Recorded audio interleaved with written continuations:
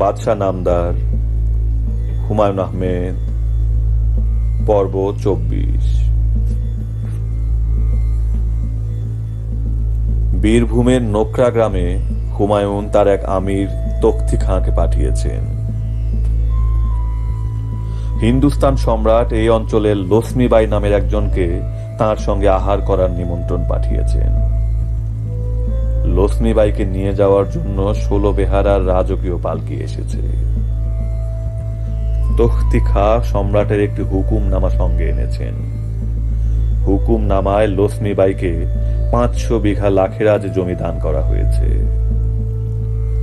তখতি খাঁ অনেক অনুসন্ধান করেও লক্ষ্মীবাইকে খুঁজে পেলেন না।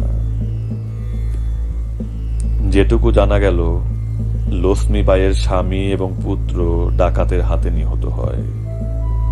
লক্ষ্মীবাই চরম অভাবে পর্যদুস্ত হয়ে ভিক্ষুক দলভুক্ত হয়। অনেক দিন সে নোকরা গ্রামেই ভিক্ষা করত। দীর্ঘদিন এই অঞ্চলে নেই। সৌভাগ্য লক্ষ্মীবাইয়ের পাশ দিয়ে গেল। বেচারি তা স্পর্শ করতে পারল না।